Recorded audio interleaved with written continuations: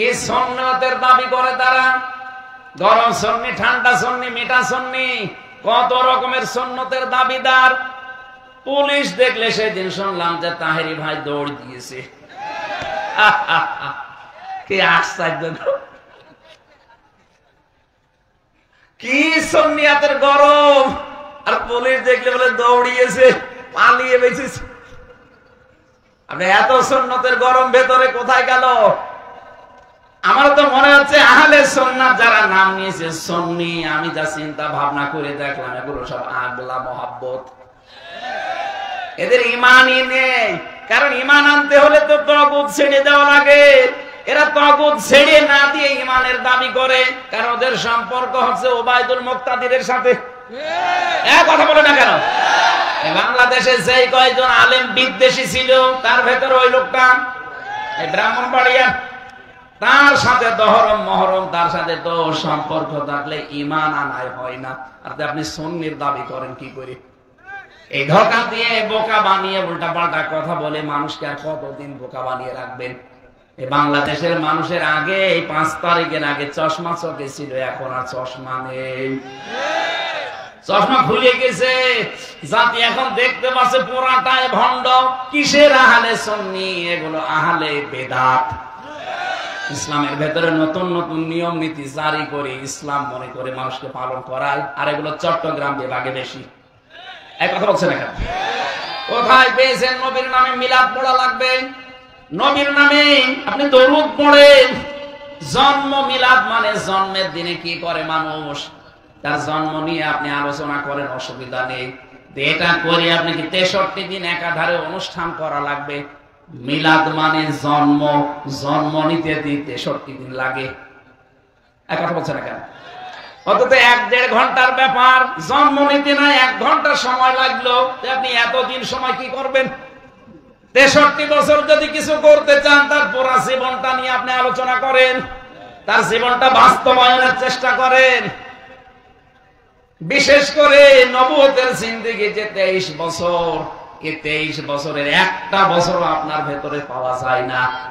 23 বছরের 13 বছর তিনি মার খেলেন, আপনি কয়দিন মার খেয়েছেন বলেন?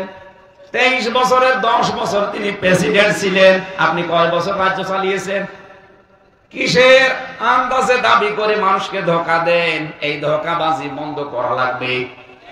আমি বলছি না বাংলাদেশের সবচেয়ে বেশি ধোঁকা দিয়ে বোকা বানিয়ে রাখে চট্টগ্রাম বিভাগের মানুষকে।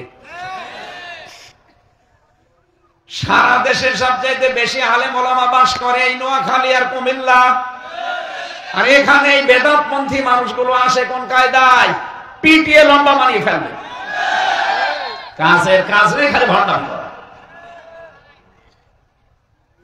যে কথাটা তুলেছিলাম, ঈমান আনতে হলে আপনাকে আগে তাগুত ছাড়া লাগবে। যারা তাগুত না ছেড়ে ঈমান এনেছে ওদের ঈমান আজ পাওয়া যাচ্ছে না। বাইতুল মুকাররমের সাবেক খতিব যেটা তাগুত ছেড়ে না দিয়ে ঈমান এনেছিল, এখন ঈমানই হারিয়ে ফেলেছে। যে লোকটা নৌকা মার্কা নিয়ে দাঁড়াতে পারে ওর ঈমান থাকার কথা। আমার মনে হয় নৌকা মার্কা না নিয়ে কুকুর মার্কা নিয়ে দাঁড়ালো ভালো হয়েছে। যদি কুকুর মার্কা নিয়ে দাঁড়াতো তাও অন্তত মানুষ বলতো না ঠিক আছে। আপনি কি মার্কা নিয়ে দাঁড়ালেন? যারা আলেমদেরকে জেলের ভেতরে শুধু রেখে দেয় না, ফাঁসির কন্ডেম সেলে 24 ঘন্টা আটক করে রেখে তালা মারে, আবার সিসি ক্যামেরা লাগায়, আবার কারারক্ষী আলাদা আমাদের জন্য 2-3 করে দিয়ে দেয়। খাবার দাবার তো ঠিক নেই। এই যে আমার ডায়াবেটিস আর 27, 19 এমনি হয়নি ওদের কারণে। আমার বংশে এসব নেই, অথচ যাওয়ার পরে কতগুলো রোগ, আমার মাথায় রোগ ছিল, এখনো ভালো হয়নি। নবীর ওয়ারিসদের সাথে আপনারা যা করেছেন, পৃথিবীর ইতিহাস পাল্টিয়ে ফেলেছেন।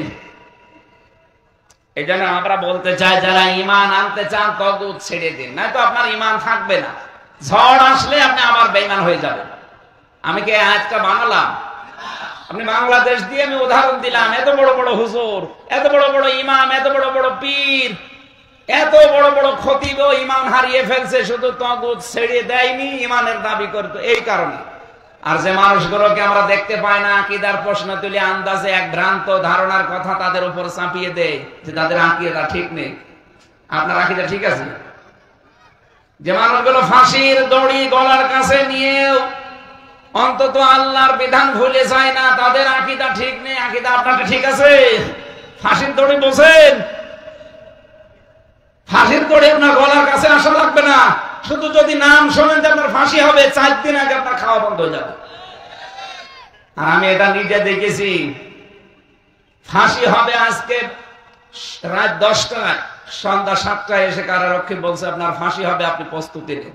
লোকটা বলছে কারারক্ষী ভাই আপনি এখনো 3 ঘন্টা বাকি, আমি 2 ঘন্টা ঘুমালাম, আমাকে 1 ঘন্টা আগে আপনি ডেকে দেবেন। অথচ তার ছেলে গুম হয়ে আছে, ব্যারিস্টার আরমান, তার স্ত্রী অসুস্থ বাড়িতে পড়ে আছে, তার দলীয় লোকজন লক্ষ লক্ষ পালিয়ে বেড়াচ্ছে, কেউ জেলখানায় ভর্তি আছে।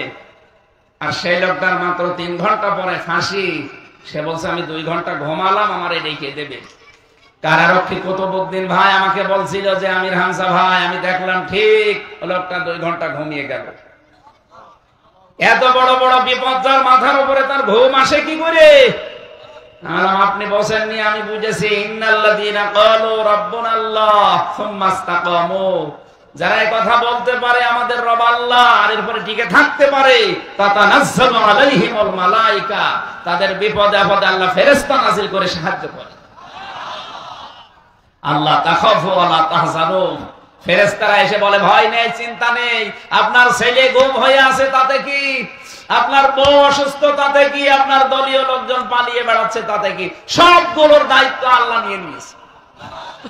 এই অভয় দেওয়ার পরে তার ঘুম এসেছে, তাছাড়া ঘুম আসার কথা না। আমি নিজে তো ছিলাম 3টা বছরে সবচাইতে বেশি চলে, ওখানে দেখলাম ঘুমের বড়ি।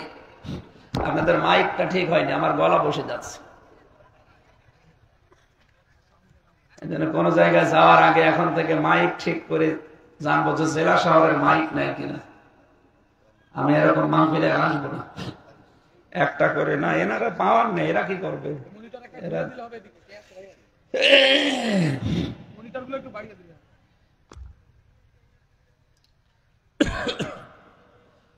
গলা এখন খুবই কষ্ট হচ্ছে, কথা বলতে গেলে তো ঝামেলা। সম্মানিত ভাইরা, দেন এটা একটু ঘুরিয়ে দেন, যদি আশপাশে কিছু থাকে দেন। আর এরকম মাইক কোনো মাহফিলে দেওয়ার দরকার নেই ভাই, যেগুলো পারেন না সেগুলো করবেন না। আমাদের গলা নষ্ট করে আপনার লাভ আছে? আপনি তো জানেনই আপনার মাইক ভালো না, আপনি দিতে গেলেন কেন? বলতে পারতেন যে জেলা শহরের মাইক নিয়ে আসেন, যাদের 1500 2000 পাওয়ার আছে, কয়টা টাকার জন্য আমার গলাটা নষ্ট করে দিলেন।